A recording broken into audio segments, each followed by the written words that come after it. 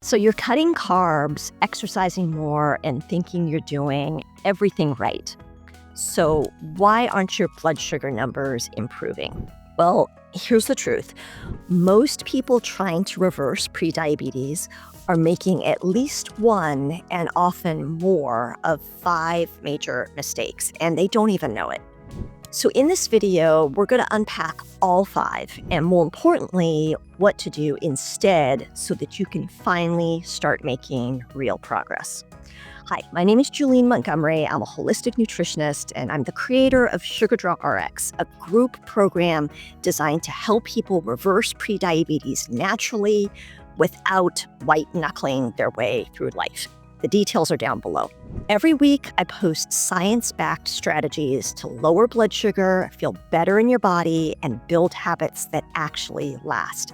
So if that sounds like something you need, hit subscribe and let's dive in. There are 5 major mistakes people make when they're dealing with prediabetes. Mistake number 1, trying to cut out all carbs. Now, this one is very common. Someone finds out they have prediabetes, and what's the first thing they do? They go ultra low carb, maybe even keto, which is almost no carbs. And listen, I get the instinct. Carbs do raise blood sugar, so fewer carbs must be better, right? But here's what often happens. You feel exhausted, you start missing your favorite foods, you get cravings that lead to binges, and eventually you swing back the other way. Instead of slashing all carbs, what works better long-term is finding your personal carb threshold, your carb limit. I actually have another video on this exact topic. What that means is figuring out how many carbs you can eat while still keeping blood sugar in range. It's typically done while using a continuous glucose monitor, or CGM, and a food journal. Some people do great with 100 grams of carbs per day, but others need to go lower. There's no one size fits all. And wouldn't you like to know what you can consume so that you don't underestimate or overestimate the amount? Look, carbs are not our enemy. In fact, carbs are often critical for people to have healthy digestion, not to mention just enjoying food more. But if you have prediabetes, it is important to take a closer look without eliminating them completely. Balanced carbs paired with protein, fat, and fiber, that's where the magic happens. Mistake number 2, focusing only on weight loss. Let's talk about the scale. If you've been told that the key to reversing prediabetes is simply losing weight, you're not alone. It's one of the most common and most overhyped messages out there. Now, let's be clear. Yes, weight loss can improve insulin sensitivity, especially if you carry extra weight around your midsection. But here's the thing that no one tells you. You can lose weight and still have unstable blood sugar. That's because prediabetes isn't just a weight issue, it's a metabolic issue. And your metabolism responds to so much more than just calories in and calories out. Here's what I've seen in my practice. People lose weight and their blood sugar may improve temporarily, but then it goes back up. Why is that? Because no one helped them look at the whole picture. So let's break it down. Imagine someone cuts calories, skips meals, and starts eating tiny portions of food that they don't even like, all in the name of weight loss. Sure, the number on the scale might go down, but what else is happening? Well, 1, their cortisol is up because restriction stresses the body. 2, they're skipping breakfast, then binging at night, which spikes their post-dinner glucose and can affect glucose the following day. 3, they're eating low-calorie foods, but they're carb-heavy and protein-poor, so their blood sugar is on a roller coaster. And 4, they're not sleeping well, which we know directly affects insulin resistance. Does this sound familiar? The truth is, when we focus only on weight, we miss the markers that actually show metabolic health. Things like lower fasting glucose, more stable post-meal numbers, fewer crashes and cravings, better energy and mood, and restful sleep. Metabolic health isn't just about losing pounds. It's about creating a system that works where your hormones, your nervous system, your digestion, and your glucose response are all in sync. So if you're only watching the scale, I want to lovingly tell you, you're measuring the wrong thing. Because real progress, it shows up first in your habits, in how you feel after a meal, in your energy at 3 p.m., in your sleep quality, in whether you wake up ravenous or steady. Here's what I encourage you to track instead of your weight: meal timing. Are you eating consistently, especially getting enough protein in the morning? Stress levels. Are you finding ways to calm your nervous system so your cortisol isn't pushing your glucose higher? Sleep hygiene. Are you giving your body 7 to 9 hours of good quality rest every night? And movement. Are you walking after meals or getting gentle exercise on a daily basis? These are the levers that shift your glucose. And when your glucose shifts, your metabolic health improves without punishment. And when this balance is achieved, then something else amazing happens: weight loss. So the bottom line, weight loss might be part of your journey, but it's not the focus, and it's definitely not the only or best measure of success.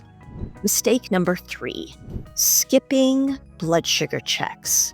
Here's a big one, and it's surprisingly common. So let's say you're worried about overdrafting your checking account. Now, would you just cross your fingers, ignore your balance, and hope your next purchase goes through? Of course not. You'd open the banking app, check your balance, and adjust your spending accordingly. Because when it comes to money, you track what matters.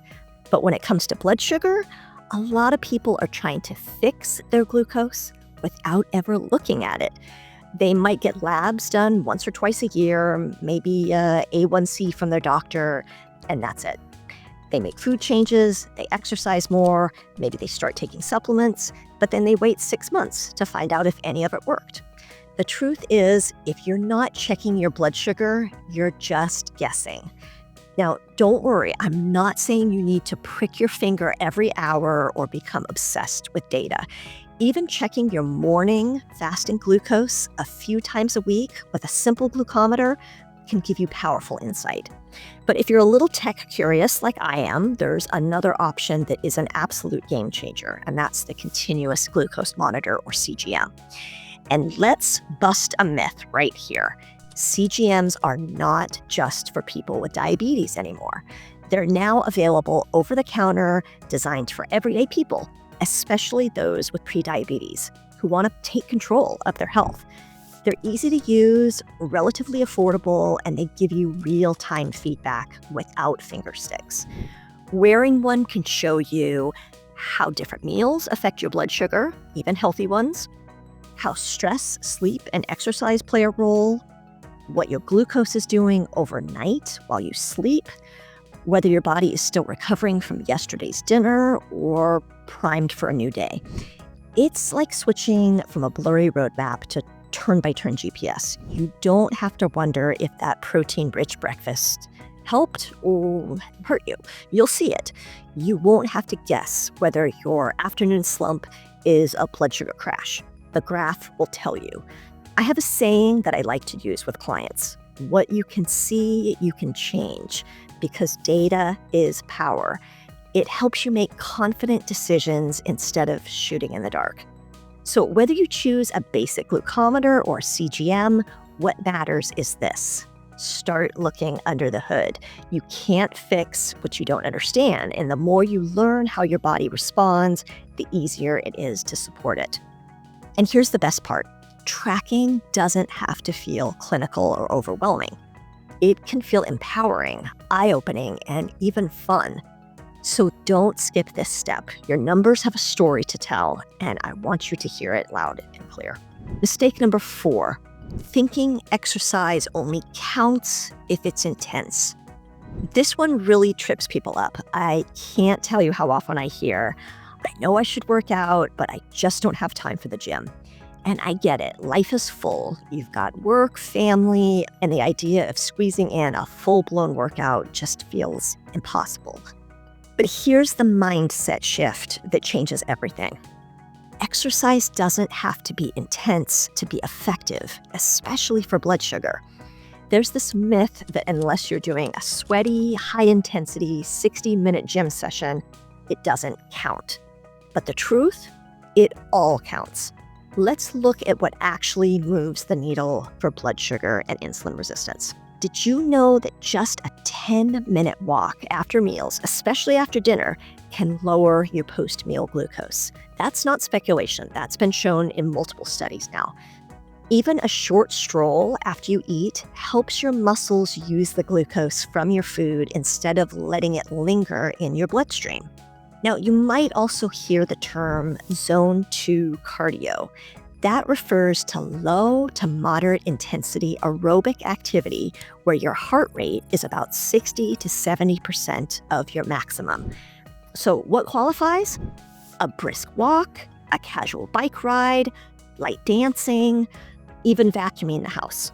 Zone 2 is actually the sweet spot for improving metabolic flexibility, your body's ability to efficiently switch between burning fat and burning carbs.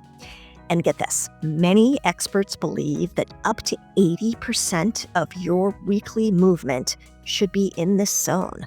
Not HIIT, high-intensity interval training, not boot camps, not punishing spin classes. Why is that? Because zone 2 movement is easier to recover from, you can do it more often, and it keeps your mitochondria, the energy engines in your cells, running smoothly. That means better energy, better blood sugar regulation, and better hormone balance. Let me be really clear. You do not have to be athletic to improve your metabolic health. You do not need fancy equipment. You do not have to work out until you're drenched in sweat. What you do need is consistency. Little bursts of movement, repeated regularly, can absolutely change your glucose patterns. So what can you do instead? Start small and make it doable. Take a 10-minute walk after lunch or dinner. Outside is ideal, but even pacing around your house works. Choose stairs instead of the elevator once or twice a day. Park a little further from the store. Do some light stretching or marching in place during TV commercials. Dance in your kitchen while dinner's on the stove. Yes, that 100% counts. So if you've been skipping movement because it doesn't feel like enough, I want to challenge that belief. You don't have to overhaul your whole life or find 90 spare minutes a day. You just need to move your body in ways that feel doable and do it often. Forget perfection, choose consistency. Mistake number 5, doing it alone. This might be the most important one. Prediabetes is confusing. It's not a simple eat less, move more problem. There are so many mixed messages out there, and trying to do it all by yourself can be overwhelming. Most people need a roadmap. They need someone to help them cut through the noise and focus on what actually matters. They need community, encouragement, and accountability. And that's exactly why I created my group program, Sugar Drop RX, so you don't have to figure this out alone. It's launching at the end of August, and you can join the waitlist down below. So to summarize, 1, identify your carbohydrate tolerance level, but you don't need to cut all carbs. 2, weight loss may be important in some cases, but it's not the only factor that affects glucose metabolism. 3, track your blood sugar, whether it be with a glucometer or a continuous glucose monitor. 4, intense exercise is not required. Little exercise snacks can be effective and they fit into a busy schedule. And 5, if tackling prediabetes on your own feels daunting, know that there are other resources out there. If this video has helped you, hit the like button and leave a comment. Tell me which of these mistakes surprised you the most. And if you want to see what a typical day is like to reverse prediabetes, check out the video right there. Thanks for watching, and I'll see you in the next video.